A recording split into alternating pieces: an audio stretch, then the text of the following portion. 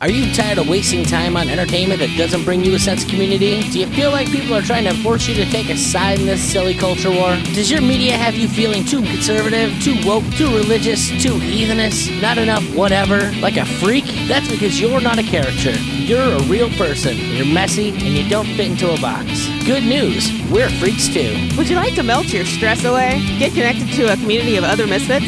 Maybe listen to the misfits? Stop feeling like a lonely outsider surrounded by people trying to enlist you in a war you want no part of. Become a contented member of a community that requires only that you live your best life and leave others to live theirs. Feel a sense of belonging while opting out of the culture war. This is Peace Freaks. All right, everyone, welcome once again to Peace Freaks. I'm Nikki P here with my lovely wife and co-host Lizzie. How are we doing there, babe? Hi. I'm doing pretty well at the moment. Are you sleeping good? I mean, I'm sleeping better now that I'm not, our house is not air conditioned. So we start moving to the lower floors of the house, the warmer it gets in the summer. And we're basically at the point where we're sleeping in the basement now because it's the only livable part of the house as far as sleeping goes. Yep. Basement with my recording studio down here. Don't know how you're gonna sleep through that. I've got earplugs. I mean, I've lived with you this long. I must have the faculties. I suppose that's true, but usually you're a couple floors up when I'm doing stuff. That's true. We'll make it work. It'll be great. It'll be like when we were first dating and I was like, oh my gosh, that snoring. It just reminds me that he's near me. It's so sweet. And, not the occasional, oh my God, is he dead tonight? Well, that would be when the snoring stopped and I'd just wake out of dead sleep like, yeah, he's going to breathe at some point, right? You hope. So anyways, this is episode number 98. We have a fun guest on. We talked to, a spiritual guru / hip hop artist. Really cool dude. Zenlarge. Yeah. He's a really nice guy. I had a lot of fun talking to him. He is. You guys talked about Zen, and that was funny. He's a big old sweetie pants. He is that, yes. That's funny terminology, but I like. You wouldn't choose to use that terminology, Liz? I've just never heard it before. I'm delighted by it. Go ahead. So it's been a weird bit of time around the show. It has. I'm going back to work full time, and people are getting robbed and stuff and followed at my job, which is, always a fun thing. It's pretty unfortunate. I know there's desperation out there. I don't know if it's that or if it's just like the general unrest, that whole vibe. But the last time we did this, there's been rioting and looting, and it was coming close to the house. We haven't had that this week. In fact, this week's been pretty normal. Like past 2 days, I've gone to work, and I think I haven't worn a mask much. It's kind of been doing the, hey folks, how are you doing thing. I'm getting the general opinion that people are just fucking tired of all of this. Yeah. No. You've been feeling that yourself? Yeah, there's a little bit more of that where I work. It's really hot. My particular job is also not air conditioned, so that's has its own sort of, the attention is more on that than kind of the other things that have been particular to this year. It feels more like, okay, this is the regular summer stuff. And I mean, I'm kind of in the thank God for small favors sort of headspace about it because I need at least a moment of normalcy. I realize that something might pop off tomorrow or next week, but yeah, I will just be thankful for the lull. I've been having a lot of conversations about the Boogaloo with my family members and friends. I see. Well, it keeps coming up, and the word anarchist is in the news all the time now, thanks to, Yeah, that is frustrating. As of recording this, Antifa has essentially taken part of Seattle. An anarchist would be a complete misnomer if applied to them because they're... I honestly, I think that's wrong. I do believe they can be an anarchist of sorts. Like, I think that if we ignore dealing with it, then we're kind of not dealing with the realities of what being an anarchist is. Okay. Not everything is going to be rainbows and rosy puppy dogs. And if you don't pay attention to how you're ordering things kind of in your own little world, it can kind of go that way. Okay, fair enough. I think that people try and do I keep seeing the meme like, oh, this is anarchism, this is anarchism. Like, no, they're both kind of anarchism. Yeah. And that they require people to be human beings to make sure it's the one versus the other. And sadly, I think a lot of that has to do with faith. So you can still have crappy anarchism because technically it's you making your own rules. Yeah, and if you have a lot of shitty people making shitty fucking rules, then you're probably going to have a crappy anarchism. Yeah, okay, fair enough. You're going to have a Molotov cocktail anarchism as opposed to the fishing and going to the burger joint anarchism. I mean, I guess I can see your point that's something you need to at least address. Like reaching an anarchic state doesn't mean that all of the socialists and communists that would control your life go away. Right. Clearly, because they just took over 6 city blocks in Seattle. Right. So, you know. Yeah. Anyways, we've got what I want to say here. So we've been getting ahead on interviews again, and oh my god, folks, we have some fun stuff coming up for you. We actually have a bunch of musicians coming on. We may or may not have like people that may be involved or be family members of like known conspiracy theorists. We have authors, all kinds of fun stuff. Yeah. So if you haven't liked and subscribed and everything, you really need to. Like and subscribe and keep listening. We're still working through my midlife crisis in various ways, but yeah, I think we need to work through like America's like. Maybe we should shift from my midlife crisis to America's hospice. Yeah, right. America that we all grew up in is dying, and we should just like try and make it like go out the best it can, I suppose. There you go. So I guess without further ado, let's hear this song and then let's get into today's interview with Zenlarge. You know, it's funny to mention it. Recently I've been feeling it's lurching, looming and looking to leech. And what I'm learning is slowly but surely never give the opportunity for that fucker to speak. Because I have enough given it, pitiless it is, but listen, its intent isn't easy to read. Instead I'm greedy with venom that increases in intensity the minute that it gets to his feet. Without skipping a beat, or making the linoleum squeak. Hell of a hold on you, and it's always seeming to see the light of day while taking yours with the company you keep. Fuzzy intuition and the beast stay around when they know they're gonna feast. I can attest. My right hand raised along with the left, the moment of peace. Beat. This stretch left in the road, and I'm through letting shadows dictate the speed. Just call me Zen. My friends call me Zen. Zen? Dig it. You got to be more I'm only called Zenlarge by my mom when I'm in trouble. Okay. All right. Well, welcome, Zen, to Peace Freqs. I'm Nikki B here with my wife, Lizzie, and we're here to talk about you. I stumbled across you. I won't say stumbled across you. I was actually explicitly told to connect with you through my friend, young Alex. He's like, oh, you should totally check out this dude. He's cool and stuff. And I'm like, okay, I'll reach out. He's like, he's got a podcast, and it's it's like a self-help kind of podcast. I'm like, oh, okay, I like self-help podcasts. Right. I like people trying to maximize their peopleness. Mm-hmm. And then I listened to like 2 episodes, and then you quit doing it. It's morphed now. It's still there. Oh, it's just okay, it's rebranded. The struggle is real. I get it. Yeah, and then about a year, I think it might have been like, it felt like a year, maybe it was like 6 months later, all of a sudden it popped up as Zenlarge. I'm like, okay. And then you stylized yourself as like a hip hop artist at that point too. So there was just changes in the world. Like you're pulling the carpet out on people here. Right. Yeah. So why do you tell us a little bit about that? How do you go from like self-help guy to hip hop artist? Well, I still am self-help guy, I guess. I go by Zenlarge, and the idea behind the name. And well, first of all, it's like I can't just go by my real name. It's like you got to be Eminem, not Marshall Mathers, right? It's Tupac and Snoop Dogg, right? Nobody uses their real name in hip hop. I guess the only one is Will Smith, but he even started off as the Fresh Prince. Right. It wasn't until he started doing movies that he became Will Smith. Right. So I was like, well, okay, so I got to come up with some name. And I was like, well, I'm into personal development. I'm into living the Zen life. A Zen lifestyle. And I was like, it just came to me, Zenlarge. I'm like, my Zen is large, and I help others to enlarge their Zen. So that's where the name came from. The most arrogant philosophy in the world ever.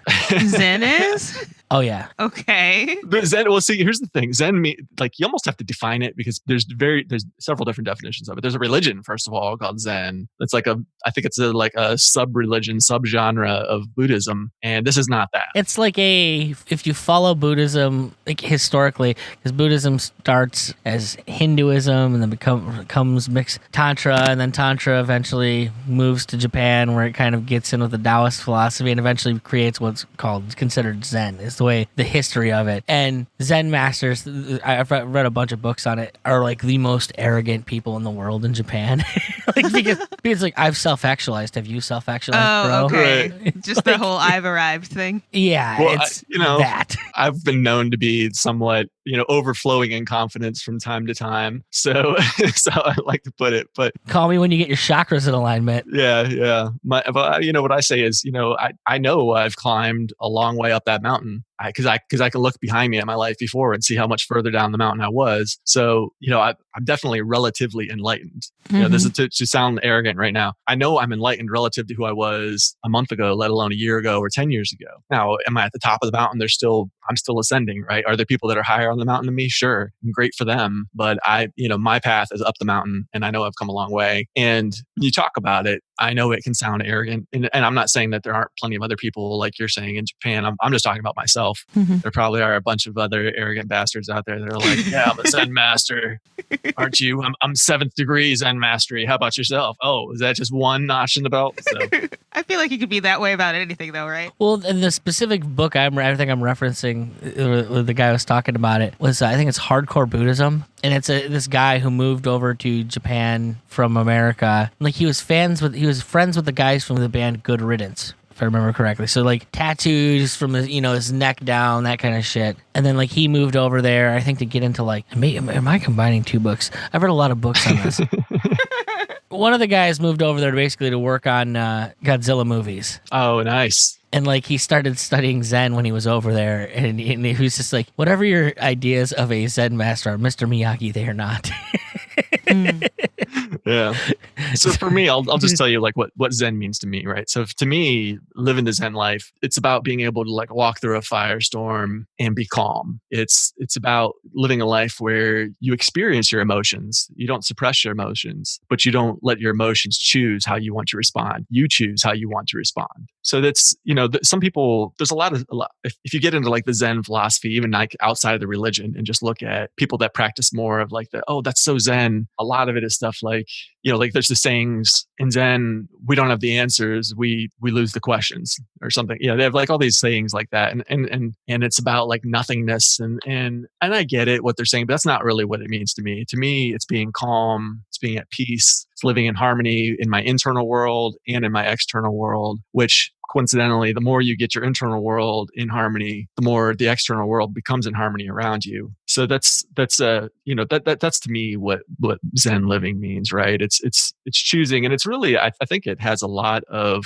parallels to like the freedom movement and the freedom philosophy. In that, what is freedom? Freedom's choice. If you're in a prison cell, your choices are very limited, right? Yeah. So, and people they put themselves in a prison in their minds. They put themselves in a box and behind bars where they become slaves to their emotions. They're, or slaves to their pre-programmed responses and don't question it. And so that, this exploring, this doing this self-knowledge work, learning about yourself, processing your psychological wounds, processing your trauma, and having some practices like things like meditation and the like that help you to have some control over that stimulus response. People are like stimulus response robots. They're, they don't, it's not really a choice. They're just stimulus happens, they respond. Where this gives you that choice, which gives you tremendous freedom in your life. So I think that it really maps nicely into freedom, into a freedom movement, into like the libertarian voluntarist, kind of life. And it's a great way to implement freedom in your life, because let's face it, like in politics, you have no power, right? There's zero power there, but you have tremendous power over your own life, over your own thoughts, your words and actions, right? So it's just, but it does take some work, because well, it's the old saying, you can't change how people feel about you, but you can always change how you feel about people. And you can choose how you respond to what they do. And if you want freedom of any kind, that's the one freedom that you can always find. So right, yeah. So that's what it means to me with that. And then I started doing hip hop about a year ago. Okay. And I've been playing music for pretty much all my life, but I just started doing hip hop about a year ago. And I've been a fan of hip hop all my life. I just wasn't actually performing it. And I started doing just for fun some karaoke hip hop, and I was like, oh my god, this is like tremendously fun, and I feel like I'm better at hip hop than I am at singing. I want to do more of this, and so that's Zenlarge was born. Nice. Yeah. So what was your karaoke hip hop go to, if I may ask? So it started off being a lot of the Red Hot Chili Peppers in their more rap songs like Around the World and Danny California and stuff like that. There's and I love funk, and they're a rock band, but they combined funk into a lot of their music. And so that's for me, the Zenlarge music is much more like funk than funk rock. Like it's closer to Parliament than it would be to the Chili Peppers. But that's so I do funk music. He said funk. I had to put my bass on. Yeah, that's what is that? Is like that 5 reflex. strings, 6 strings? I'm seeing more than 4. 6 string. Nice. It's like holding a plank of wood, to be completely honest. Right. Yeah, so I was a bass player for years. So I started playing when I was 16, so over 30 years ago, or not over 30 years ago. I'm not quite that old, almost 30 years ago. And it's I love playing bass. And I played in funk bands and played in the University of Toledo jazz band and playing bass guitar in that. And so the bass was my first love. So. I've always been a singer, but like when it comes to instruments, the bass my favorite one to play. It's the one that kind of.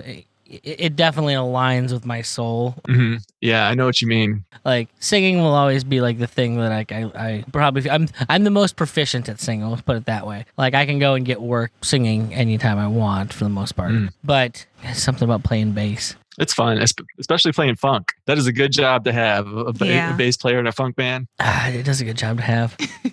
I tend to gravitate towards like more odd stuff. Like, were you ever listen to Morphine? Yeah, I think so. They're like this crazy 3-piece band from the 90s. I was in a band that we covered one of their songs. Oh, cool. Cure for Pain, probably. And it was not that. I'm trying to think what it was. I can't remember, but a difficult band to cover, considering they have a sax player, a bass player, and a drummer, and that's it. Yeah, we had a sax player. We had we had those 3, but then we also had guitar and organ, and whatnot. That's cool. I was inspired the first time I saw him play bass because he plays a 2-string bass with a slide, and so you're watching this dude. And I mean, nothing in the world sounds like it because it's just this. Like he clearly is the guitar player of the band with what he does because the baritone sax handles all of like the actual bass in the arrangement.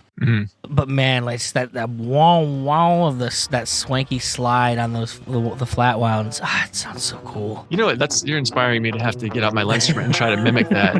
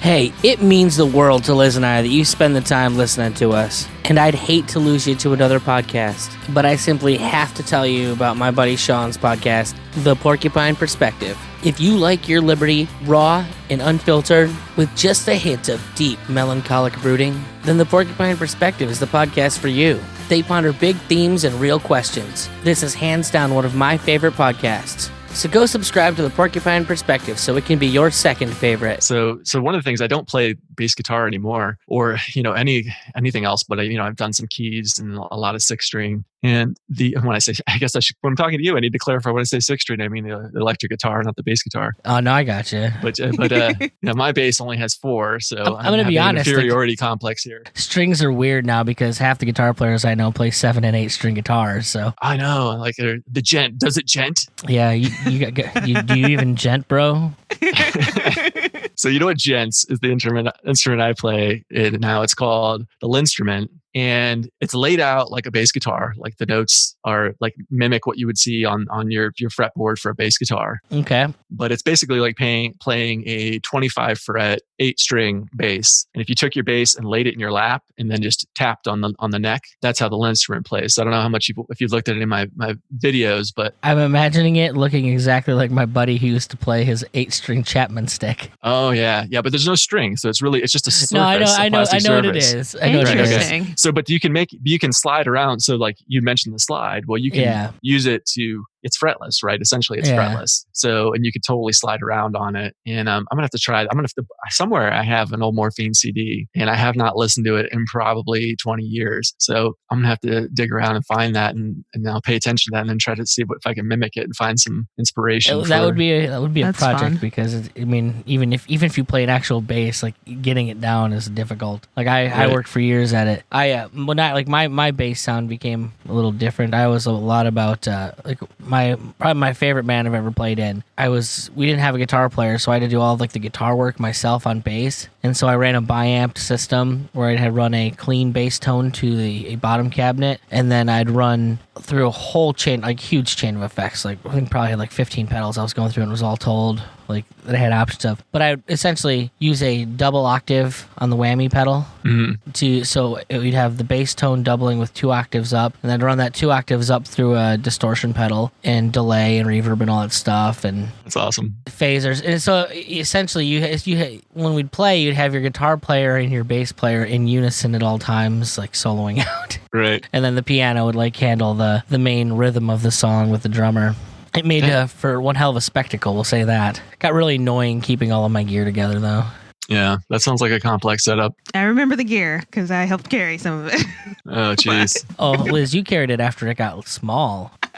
My old pedal board used to be 4 foot by 2 foot. Yeah, I bet. Wow. And then I'd have to fold out some of the pieces because it all laid in the box, but I couldn't have it all in there and use it. Right. Too many cords to get unplugged on stage is what that is, folks. Yeah, exactly. Now I do it all in my laptop, so I've got there's a whole Freqs processor systems in there. They've got just some great ones. I don't know what you use, but I like Guitar Rig from Native Instruments. Guitar Rig was actually always my favorite because it lets it lets you go past 10 on all the dials.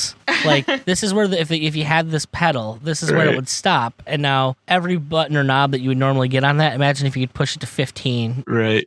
Yeah. You get beyond where it's usable in most cases, but it gives you interesting stuff. Yeah, well, I might like it because it's you can mimic basically everyone. They've got all the major and all the sounds you would hear. They have a preset in there. Like if you turn on a radio, turn on a rock station, turn on a metal station, whatever. They have it all in there. You can find it, and then of course you can tweak them if you want to tweak them yourselves. But I currently use Amplitude just because that's nice too. Yeah, Amplitude's just really easy. Mm-hmm. Guitar Rig was awesome, but it would take some finesse to get exactly what I wanted. Usually what I wanted was weird. You like the display, I'm guessing. It actually looks like you're looking at a pedal board when you're setting up Amplitude. Well, it is actually more useful. When I was playing out live using Amplitude, it was easy to just visualize the pedal board up there, and then the pedal board at my feet, because I would actually have the MIDI pedal board that I could trigger effects with on the ground. Right. So it did make things easier that way. But honestly, the reason I use this because of the it has a Fender pack. Oh, okay. And it gives me all of the old Fender amplifiers, like the Fender Champ and the Fender Dual Reverb and deluxe reverbs and stuff like that. And so anytime I'm firing up one of my songs, if I'm gonna record an original, it's just throw the twin reverb on there and let's see what happens. Right. Actually, I don't use Amplitude normally, but my latest single that I released, Two Worlds, the guitar solo in it, I was using Amplitude, had a preset for Jimi Hendrix, the national anthem. Well, yeah, they have that whole Jimi Hendrix pack that's pretty sweet. Yes. Yeah, so I put on the Jimi Hendrix national anthem. That's what the guitar solo is. And I don't play anything that sounds remotely as cool as Jimmy doing the national anthem, but I did use that in my Two Worlds. It's a lot of feedback. That is very cool. Yeah. Right on. So how did in Two Worlds, if I remember correctly, you have a guest on the track too, correct? Sure. So it's a kid. He's 8 years old, out of Nigeria. He goes by Balls. And I didn't want to take the joke away from you, is why I was trying to lead you to be the one to say it. Yeah, hey, he's 8 years old. Maybe he'll regret that name at some point down the road, but that's what he's going with for now. He contacted me on Facebook and he's like, "Oh, I love what you're doing. It sounds great. Would you like to collaborate sometime? I'd love to collaborate with you." And I was like, "Yeah, sure, let's do it." So, we're talking about what we wanted to do, and I was like, I got this idea. We'll do a song called Two Worlds. I can talk about my world, you can talk about yours, and I'm thinking like, I'll talk about being a middle-aged guy with a wife and kid, and I've got a 9-to-5 job, and meet with my friends after work at the bar and stuff like that. And you can talk about I'm going to school and playing video games with my friends, and we do soccer, and my parents are always on my butt and that kind of stuff. And he's like, yeah, that sounds great. Let's do that. That'll be a great idea. And like within like 3 days, he comes back to me with the music, because before that he had asked, he's like, "Do you have a beat that we can do?" I'm like, "Yeah, I'm working on this beat. Let's use this one that I'd written myself." So like it's just 2 or 3 days later, he's like turning around and he sends me these lyrics over.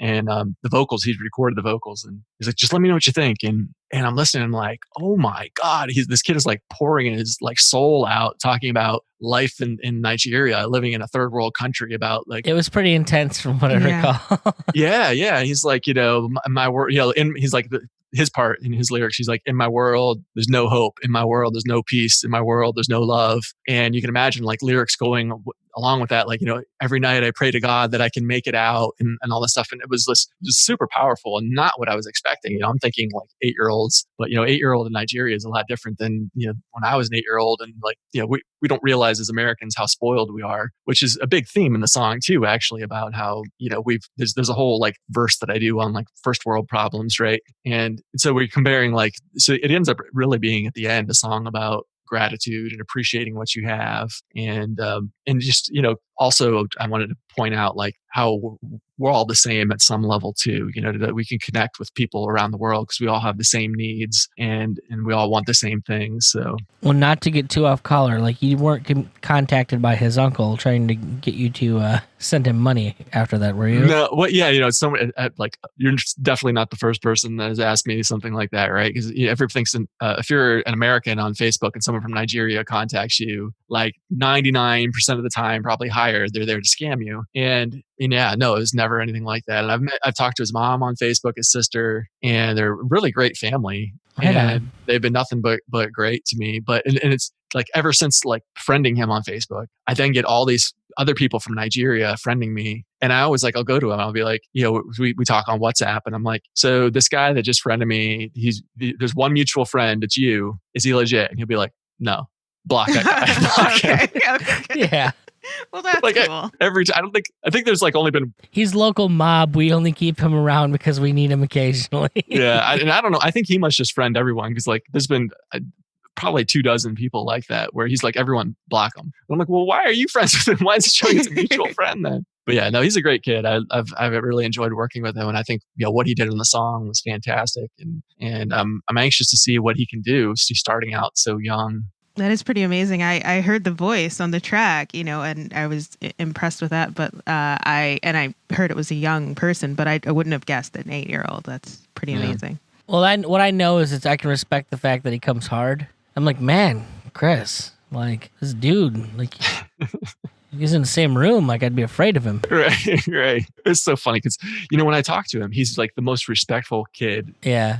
He's probably the most respectful human I've talked to, let alone like an 8-year-old kid, right? He's just always, "Yes, sir. Thank you, sir." He'll often like close our conversations with, my regards to you and your family and that sort of thing, right? Just super respectful. But if you watch him in interviews, if you go to his YouTube channel, and he's been on TV and stuff being interviewed, and he comes like all hard. Yeah, he's like, balls. I'm a true baller. And, he's just super hard. I just can't help but laugh. But how's it going? This is Nikki P, and I wanted to thank you for stopping by our neck of the woods. I sure hope you enjoy listening to Peace Freqs as much as we enjoy making it. Now, as much fun as it is right now, I know it can be a lot more fun, and the way to make it more fun is to grow that community. Unfortunately for us, growing anything organically on the internet is a thing of the past, and as much as I'd like to dump Irma's college fund into growing the show, that would make me a bad parent. So if you want to help create a bigger, more badass community, stop by upgradetheshow.com. We have monthly and yearly fiat options and one-time and yearly crypto options. But don't go thinking an upgraded community is all you're going to get. All patrons of the show get access to the Freedom Choir, chock full of bonus shows, and our Zoom link to watch our interviews live. So head over to upgradetheshow.com and help us upgrade this freaky little community.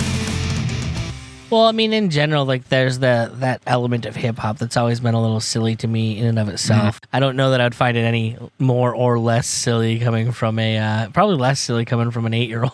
Right. I mean, because you listen to, like, some of the shit they brag about in modern hip-hop, and you're like, children. What cracks me up is if you turn on a hip hop video, and I feel like it's only getting worse. Like the odds that you're going to see like a shaken booty, guns, and cash, like you're going to see like at least one of those, probably all three, in like every hip hop video. It's like when they just they've got the money and they're like throwing money at the camera, kind of thing. Is this hip hop or is this a libertarian music video? Well, I'm just like, it's so, and then they're holding guns and like kind of casually holding guns around. I'm just like, dude, like every hip hop video has that. Seriously, become original. Like it's so I can't take you seriously anymore. Like I don't even watch the hip hop videos anymore because I like the music and there's some that I like. Yeah. I like the videos for Future. I hate his music, like, a lot. But the videos are like basically these little horror movies almost. So I'm like, right. I'm a horror movie guy. I can respect the game. Right. Hobson's videos are always really kind of cool to watch. I wish he would like break out, but he's not talking about, the things that they want you to talk about to have a number one hip hop record. Right. Yeah.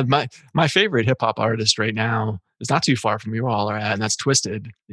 So they started off as under the Juggalo label, the Psychopathic Records, and now I wasn't gonna be the one to pick on you about being a Juggalo. Yeah, but they've got their own label now, and they are. I mean, I respect what ICP's done. Being an independent artist and to build the following, the brand they have. How do you feel about like the Gathering being canceled this year? I didn't even really. It was going to be here in Ohio. Yeah. As I feel bad for the people that are making their money around that. And I'm sure like ICP's fine. They've got millions, but what about all those white trash kids that now have no hope for something to do this summer? Yeah. So I mean, they were so hoping to get knocked up. The women going there, and bring another little juggalos into the world. But Twisted is like, I don't know how much you've listened to them. I've listened to a fair amount of Twisted. I personally think they're like 1,000 times better than ICP, and they're like I said, they're my favorite band right now. But I mean, ICP, they haven't made a record in 20 years at this point. Like, no, that's not true. No, did they start making records again at some point? I hadn't heard about them forever. But either way, like the point I was going to make is, I mean, they were the guys the progenitors of it. Like they started that whole thing, and it's only natural that someone's going to come along and do it better. Like that's just kind of how things work. Yeah, right. And and like Twisted is just amazingly talented, and I'd say this: Black Sabbath started heavy metal, and then bands started doing heavy metal better than Black Sabbath, in my opinion. You've got to respect the people that start something because prior to them, it just didn't exist. Right. Actually, of all the heavy metal bands, Black Sabbath's probably my favorite. But yeah, there are plenty of bands. As I think they're a classic rock band to me now. They're not really metal. Yeah, they're really classic rock. But had they not done what they done, do we end up where we end up with like modern heavy metal? Probably not. Yeah. So who knows what we'd have instead. So this is a total tangent, but have you seen The Dirt for the Motley Crue movie? I haven't watched it yet. People talk about it a lot. I don't know. The scene with Ozzy Osbourne is Ozzy steals the show. It's not Ozzy. It's an actor playing Ozzy. But okay, I won't spoil it for people who haven't seen it. But if you it's not brain food, right? It's watching Motley Crue, their story. But if you just want some fun, crack open a beer or your substance of choice and watch and have a fun time, it's a pretty fun movie to watch. And Ozzy's scene is hilarious and disturbing, but if you're mildly interested in a Motley Crue, it's supposed to be a lot of fun. And I mean, it's an adaptation of the book, and so I do, as with anything, I hear the book's better. Well, sure, yeah. It's interesting to me to wonder how much of it's true, because just with the people involved, that's not 100%.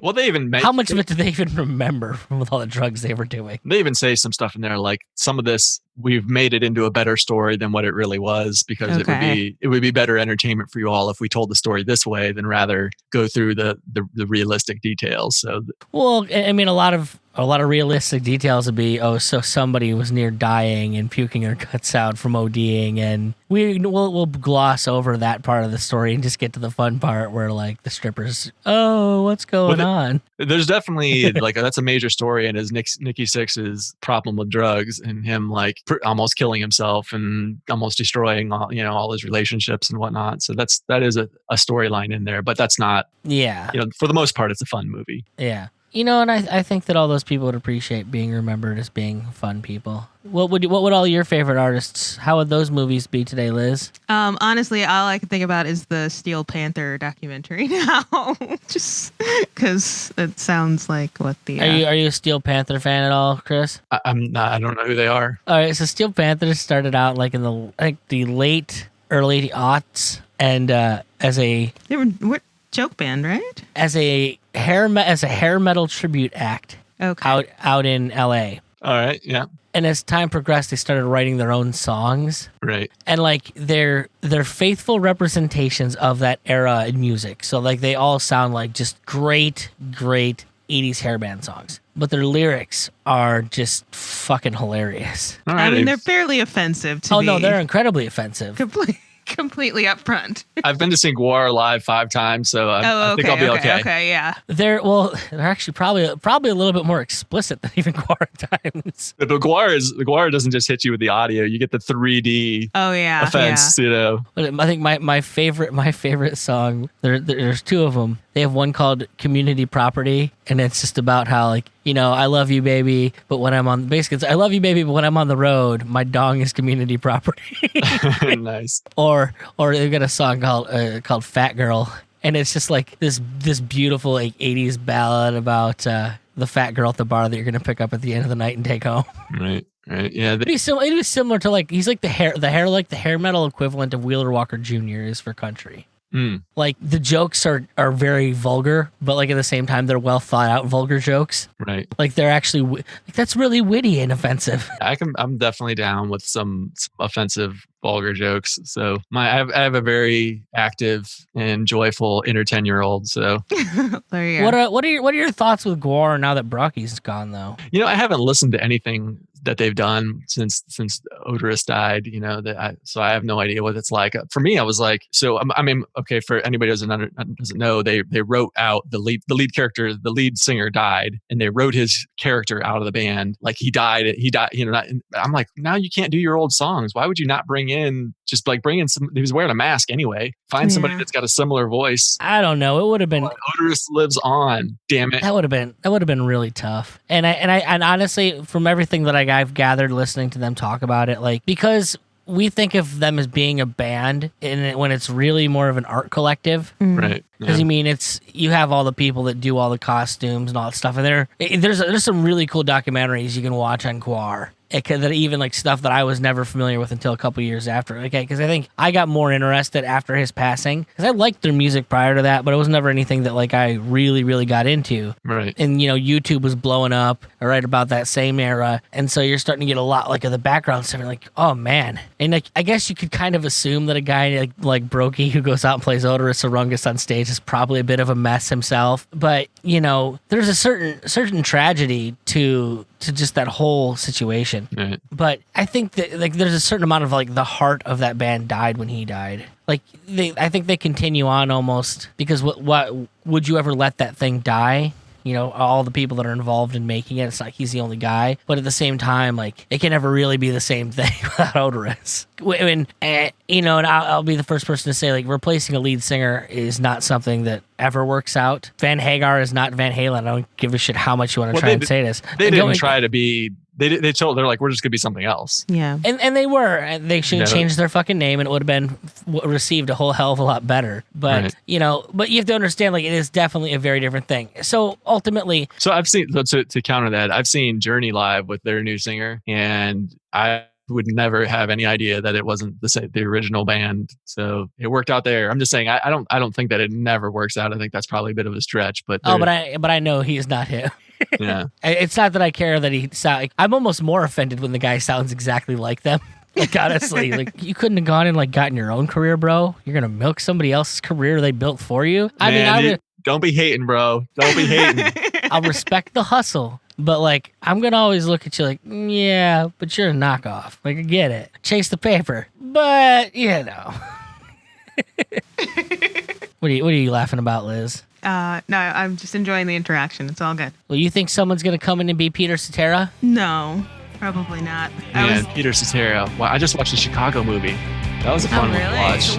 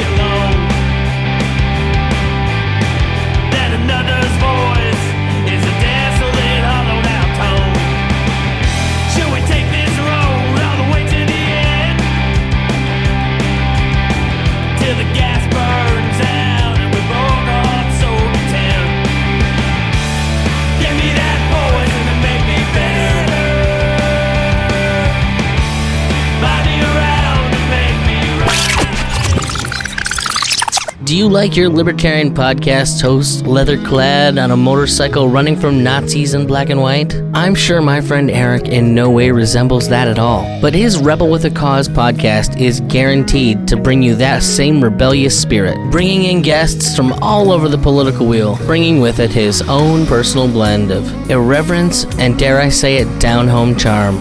So head on over to the Rebel with a Cause podcast and begin your own rebellion against bad podcasts. There's a Chicago movie. I hadn't even heard about that. Yeah, well, I mean, it wasn't nearly as big as The Dirt or anything, but it's on Netflix. So if you have Netflix, if you look for Chicago. I'll get Netflix back when they release the next season of Umbrella Academy.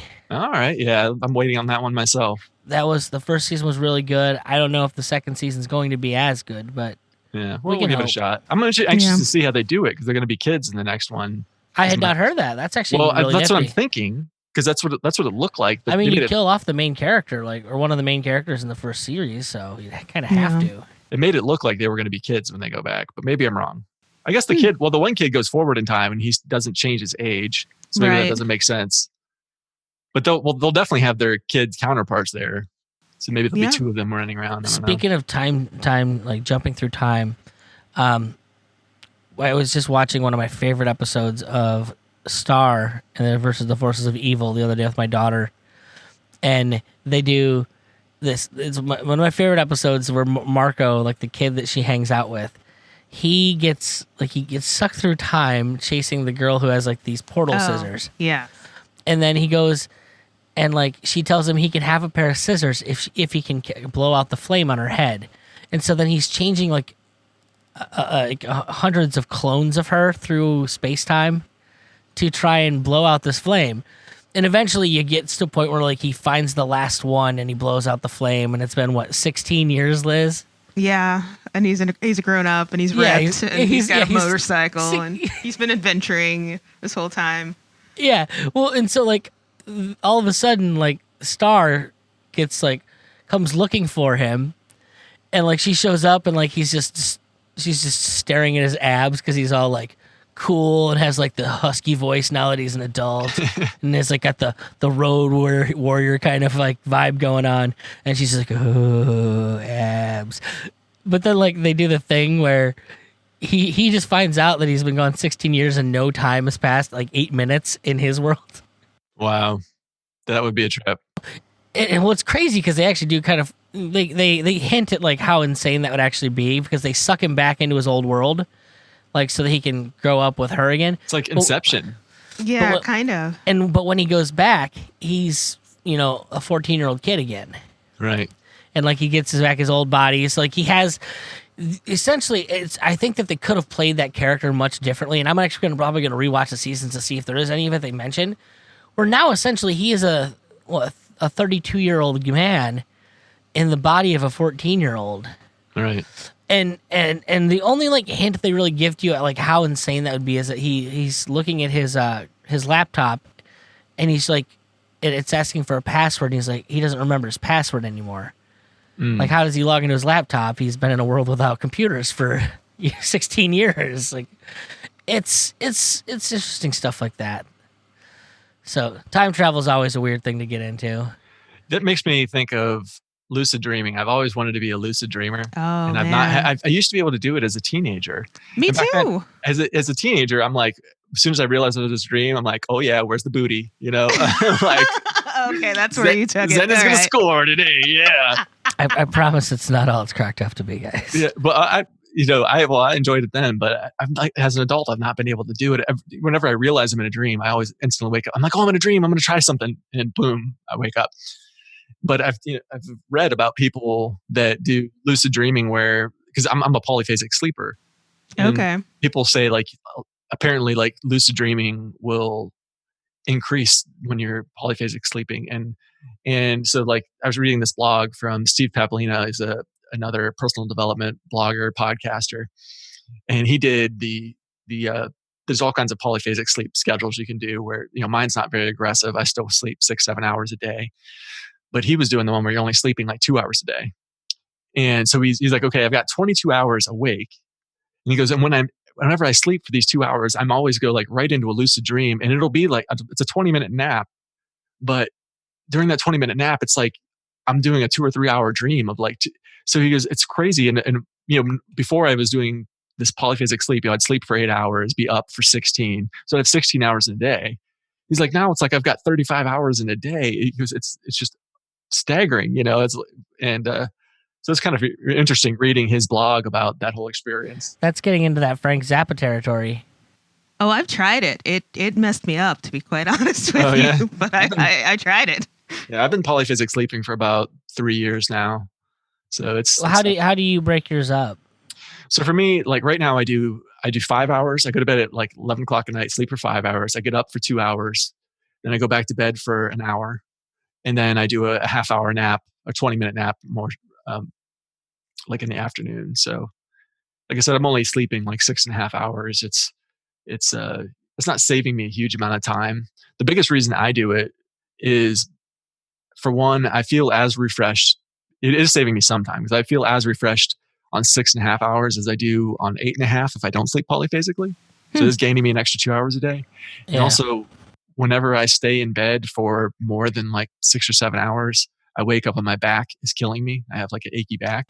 Or if if I top out at 5 hours is the most I'm doing now, I wake up and I feel fine. And I've tried like multiple beds, and tried sleeping on the floor, tried all this stuff, and just like no matter what I do, my back, if I'm sleeping for too long, it starts to kill me. But for a few hours, I'm fine.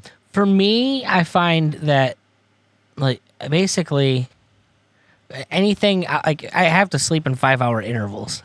Like anything that's not like if I go back to bed after 5 hours, like I'm gonna sleep for 10.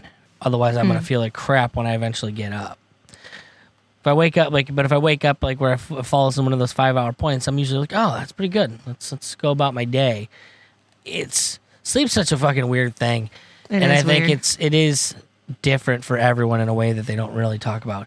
And we really don't address the fact that the way that we currently do it is pretty not awesome for people. Like the standard 8 hour chunk in the middle of the night is not the way humans have ever lived on this planet to do it, short of like the past couple hundred years. It's just changed since we've had the electric light. People used to sleep polyphasically. Like there's literally like somebody was documenting it. They did a study and they found like over 1,000 references to polyphasic sleep prior to the 19th century. Or, it was just like before that, it was like people were doing that all the time, and they started getting electric light in the 20th century, and then it's just changed. So it's really a very new phenomenon. Well, like there used to be like a time in the middle of the night, I think in the 1700s, where people would just like wake up in the middle of the night and they'd get like a little snack and talk to their neighbors and stuff. for like a couple hours and then go back to bed because he still had another couple hours of dark. Right. And that's just kind of how it worked out. But yeah, when you get the electric light, it throws off your circadian rhythms. Your body doesn't send the same signals. It's all about hormones. At night, your body's releasing that melatonin, which makes you sleepy when the sun goes down. And then in the morning, it releases serotonin, which wakes you up. But if you've got the electric light, it's all thrown off. You don't. Your body doesn't know to. What if your signals are backwards? Then I just want to crawl around in the dark, brah. Yeah, I don't know. Just always in the dark. When I work at weekends, I don't even bother to turn the lights on in the building. Just kind of like go about my business. I like it when it's dark. Sunshine's just kind of annoying. I'm not with you on that one. You lost me. No, nobody is. Nobody is. Just me. I'm a big old weirdo. It's okay. So, all right. Well, we're kind of getting to that point. Why don't you tell us where we should be sending people to go check out your stuff, your podcast, your music? What are the best places? Yeah, so I mean, if you just do a search for Zenlarge, you'll find me, Zen, then the word large, all one word. YouTube is a good spot. All my podcasts are there. All my music's there. Facebook, I'm very active on Facebook. Again, just search for Zenlarge, you find me. Or of course, nobody like actually goes to a website to listen to a podcast. Any of the podcast apps, if you search for Zenlarge Show, it'll come right up. So nice.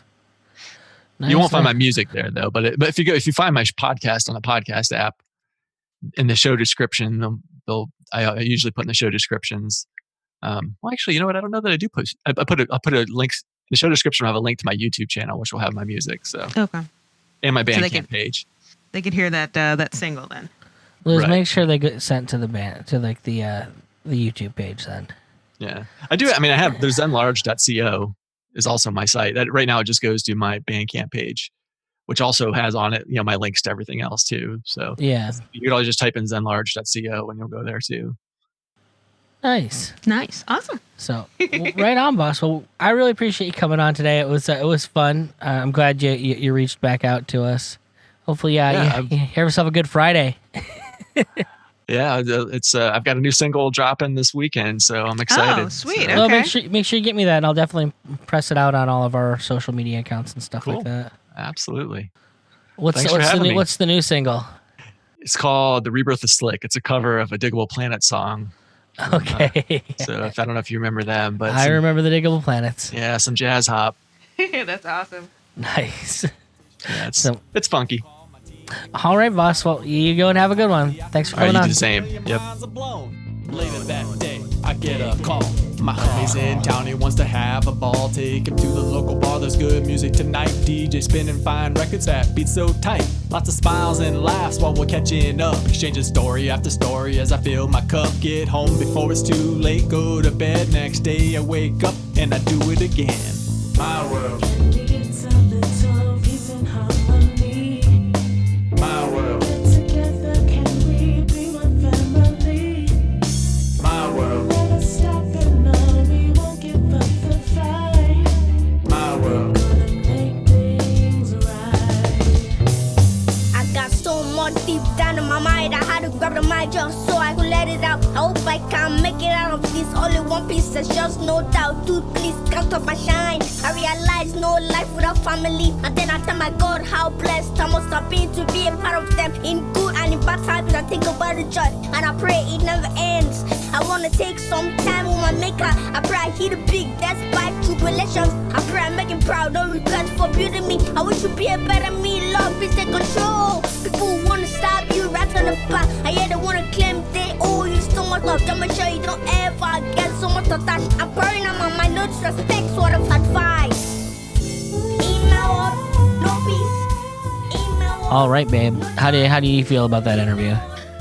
Really good. Please do go out and check out. I think the single is up there, and I believe there's a YouTube video too. Really, really interesting dude. I'm glad we got to talk to him.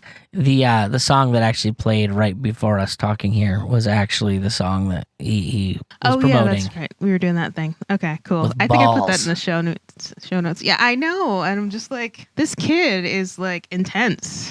He's That's really intense. for someone so young. But, just, yeah, I pray that that's a good opportunity for him because it's kind of amazing, that connection. Damn Skippy. Well, I don't want to belabor this because it's fucking warm and I had to turn the fan off to record this shit, and I want to turn my fan back on. You're right. So we're gonna wrap this up. If you like the show, go at us wherever you want to add us. If you want to see the show notes and get involved, or you want to send some money to help us keep the lights on doing this fun stuff, you can go to peacefreaks.com or upgradetheshow.com, depending on which one of those things interests you more. Yeah, hopefully we'll see you around Twitter or Facebook or Instagram or any of those, because we love hearing from folks who listen to the show. If you've got ideas, we'd love to hear them. If you got comments or questions, we're open to them. We really are grateful that you guys joined us. So Damn straight we are. So, folks, go out there, take life by the cojones, and then make milkshakes out of them. make it magical, people. Because your milkshake brings all the boys to the yard.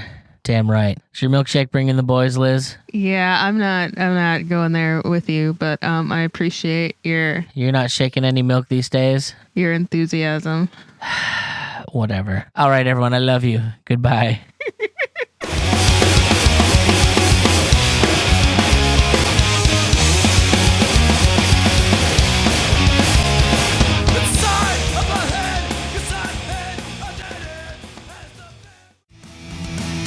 This podcast is a proud creation of the Mad Audio Lab. For more information, check out madaudiolab.com.